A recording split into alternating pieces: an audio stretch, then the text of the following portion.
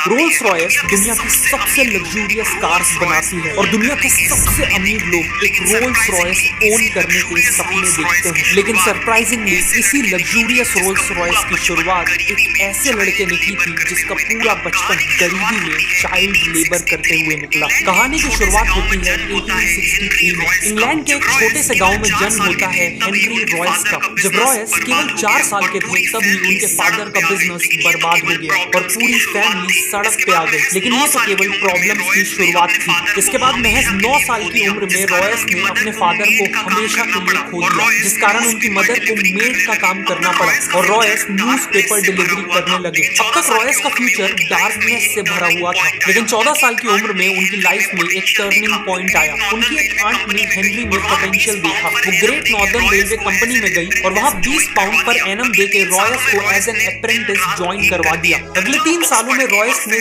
दिन रात एक कर दी। दर्जनों बुक्स पढ़ के और फैक्ट्री में प्रैक्टिकली काम करके कारपेंट्री, मैथ्स और सबसे इंपॉर्टेंट इलेक्ट्रॉनिक्स का काम सीखा। 17 साल की एज तक वो एक फुली केपेबल मैकेनिक बन चुके थे। 21 साल की एज आते तक वो मैक्सिम वेस्टर्न नाम की कंपनी में एज एन इंजीनियर काम कर रहे थे, लेकिन फाइनेंशियल डिफिकल्टीज के चलते ये कंपनी बंद होने वाली थी। ऐसे में रॉयस के पास कई और कंपनीज में जॉब लेने का ऑप्शन था, लेकिन उन्होंने अपनी खुद की इलेक्ट्रिकल इंजीनियरिंग कंपनी खोलने का फैसला लिया। उन्होंने अपनी 20 पाउंड की सेविंग्स यूज की और मैनचेस्टर में एक छोटे से ऑफिस स्पेस से शुरुआत की एफएच रॉयस एंड कंपनी की। उन्होंने अपने एक दोस्त अर्नेस्ट क्लेरेमोंट को एज अ पार्टनर भी ज्वाइन करा लिया। इनिशियली सर्वाइव करने के लिए रॉयस को जो भी काम मिला उन्होंने किया, जैसे सुइंग मशीन रिपेयर करना, इलेक्ट्रिकल फिटिंग्स करना वगैरह। लेकिन फिर रॉयस ने देखा कि टाइम के साथ साथ इलेक्ट्रिकल लाइटिंग और फिटिंग्स की डिमांड बहुत बढ़ती जा रही है। इसीलिए उन्होंने आर्क लैंप्स, बल्ब होल्डर्स और इलेक्ट्रॉनिक डोर बेल की मैन्युफैक्चरिंग का काम चालू कर दिया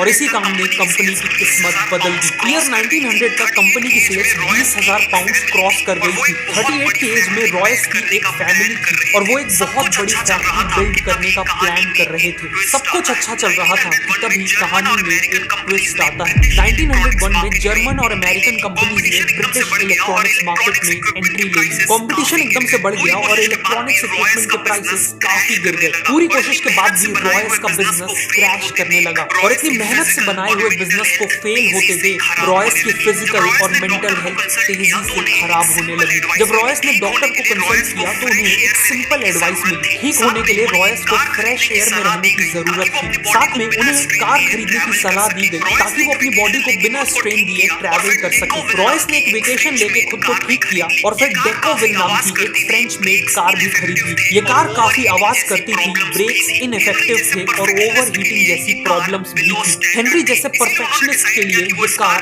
बिलो स्टैंडर्ड थी, इसीलिए उन्होंने डिसाइड किया कि वो इस कार में माइनर मॉडिफिकेशंस करेंगे। लेकिन जाने अनजाने उन्होंने कार को पूरी तरह ही रीडिजाइन कर डाला। ये रीडिजाइन कार ओरिजिनल डेकोविल कार से काफी सुपीरियर थी और यहीं से रॉयस को कॉन्फिडेंस आया कि वो अपनी खुद की कार्स बिल्ड कर सकते हैं और इवन कार्स का बिजनेस भी कर सकते हैं। उन्होंने एक छोटी सी टीम असेंबल की और अपनी नई कार को डिजाइन करना चालू कर दिया। सभी पार्ट्स की ड्राइंग्स बन जाने पर उन्हें वर्कशॉप में कास्टिंग के लिए भेज दिया गया। इवेंचुअली रॉयस की 10 हॉर्स पावर और 2 सिलेंडर्स वाली इस कार शेप लेने लगी और ऑलमोस्ट हर एस्पेक्ट जैसे क्वाइटनेस, लाइटनेस, ड्यूरेबिलिटी और रिलायबिलिटी में ये कार हर मौजूदा कार से बेटर थी। 1 अप्रैल 1904 को इसे सबसे पहले रोड टेस्ट किया गया और अपने पहले ही टेस्ट में इसने करीब 50 किलोमीटर का डिस्टेंस तय किया बिना किसी प्रॉब्लम के। रॉयस ने 2 और कार्स बनवाई सेम मॉडल की और इन्हें टेस्ट कर करके इंप्रूव करने लगे। अब उन्होंने वर्ल्ड क्लास कार्स तो बना ली थी, लेकिन वो अकेले ही इन कार्स को पूरी दुनिया तक पहुंचाने के केपेबल नहीं थे। और ऐसे में एंट्री होती है कहानी के दूसरे हीरो की, चार्ल्स